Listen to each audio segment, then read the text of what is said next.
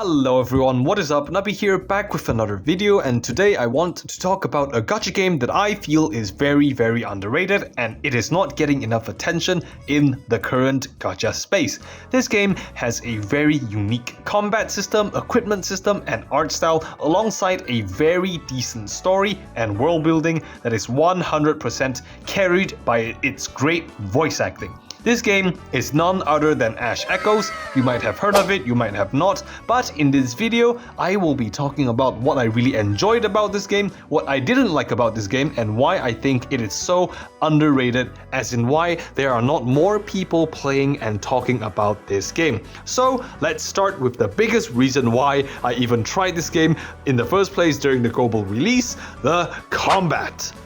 This game's combat is very unique as it is a mix of auto chess, real-time strategy, and tower defense.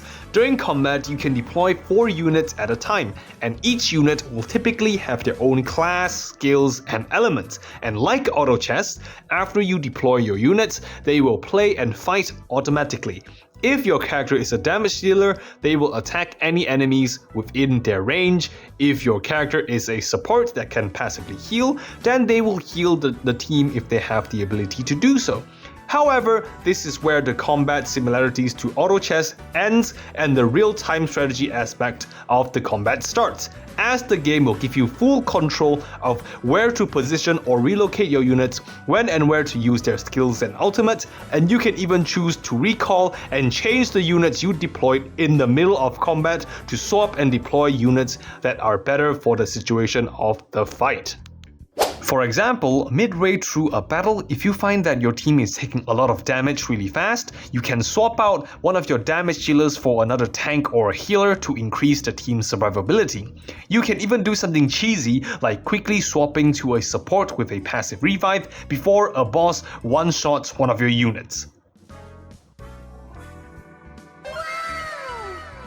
And besides auto chess and real-time strategies, the combat of Ash Echoes is also a tower defense, as in combat you will typically lose in 2 ways. Either all of your units get knocked out, or your terminal, the little tower thingy you have to defend, gets destroyed.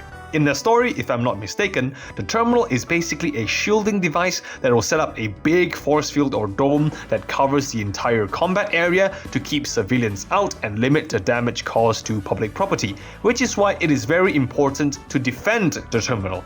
Additionally, the terminal will also help you out in combat by passively providing your units shields when they fall to low health, and you can even use some of its special abilities like summoning a small army of robots to aid you in battle.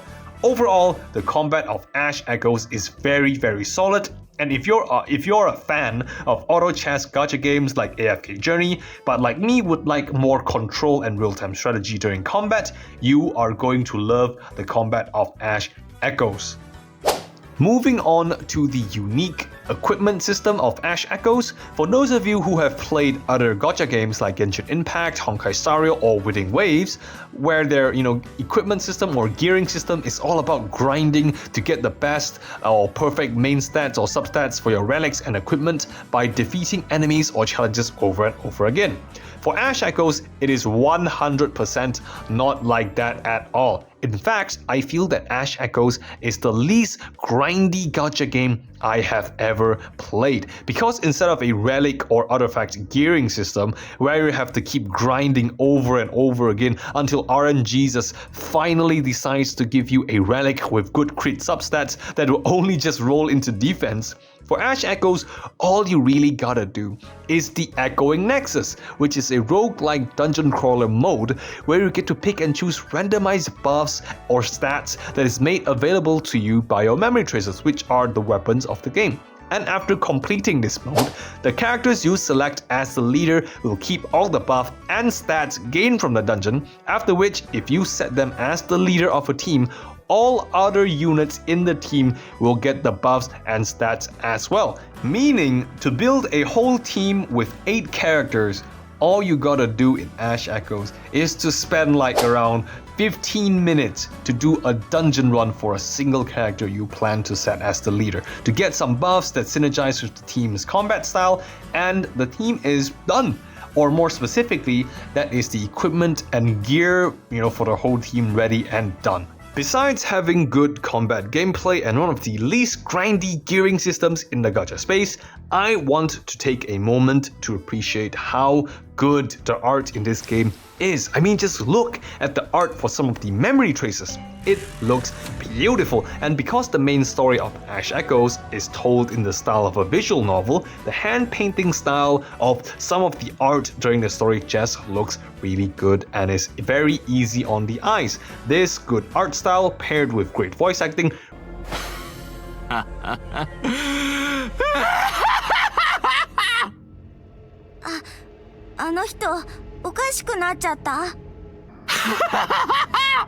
奴らは俺を捕まえられない。俺がそう望めば誰にも捕まえられることはない。見たか、ついさっき俺の体内に常人離れした力が突如として湧き上がってきたんだ。really helps you get a feel of the story and situation the main character is in, leading to a good and enjoyable experience with the overall story. And yeah, these are basically all of what I really enjoyed about Ash Echoes. However, even with good combat gameplay, one of the least grindy gearing systems, great art, good story, and great voice acting, not all games are perfect, and I do have some nitpicks, mainly that most of the 3D models for their characters are unfortunately dog shit. Just look at Horan. In the game's character art and visual novel main story, Horan is basically the tough, hot, goth dommy girlfriend that will peg you every night. But her 3D model on the other hand, oh god, just look at what they did to my girl. And look, this is my cope, alright? I feel it is because their 2D art is too good. So good, in fact, it made a lot of the 3D models look like ass. There are some decent ones, but all of the 2D art and models are just so much better. Nitpicks aside, this is not the main reason why I feel Ash Echoes is underrated, and I want to focus on the I feel part here, because at the end of the day, these are just my opinions as a player in the gacha space, and I don't really have the facts or data to back up my claims. So, in my opinion, I feel the real reason why there are not more people playing and talking about Ash Echoes is due to people just not having enough time to play another gacha game. So let me explain my thought process or my thinking.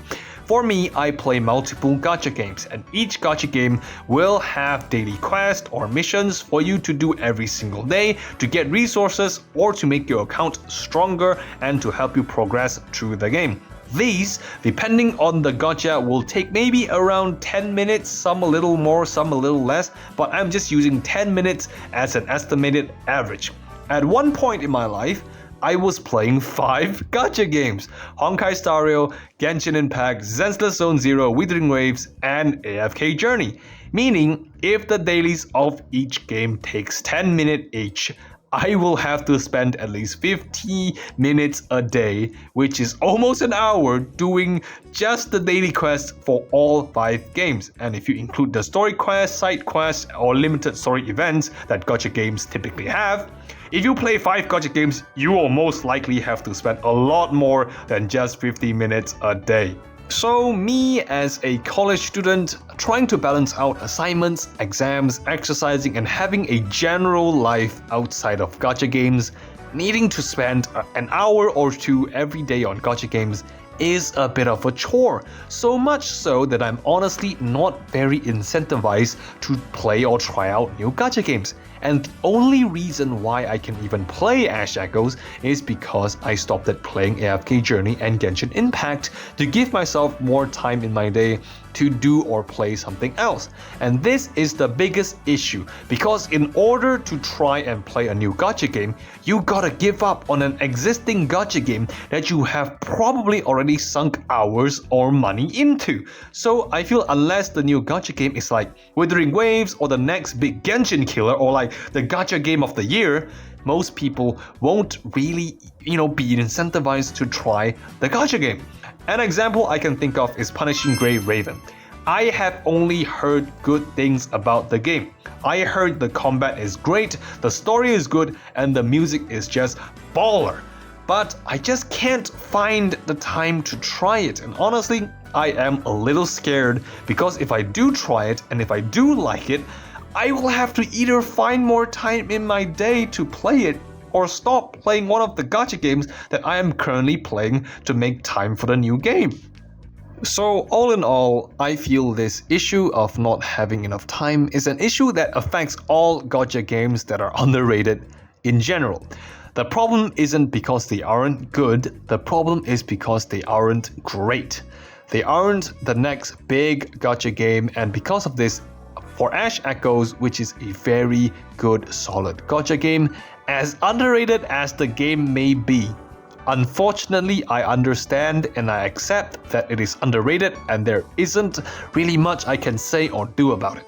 Anyways, that is all from me. This game review has turned into a rant, and yeah, if you enjoyed my opinions, like and subscribe. If you don't, be sure to call me a dumbass in the comments.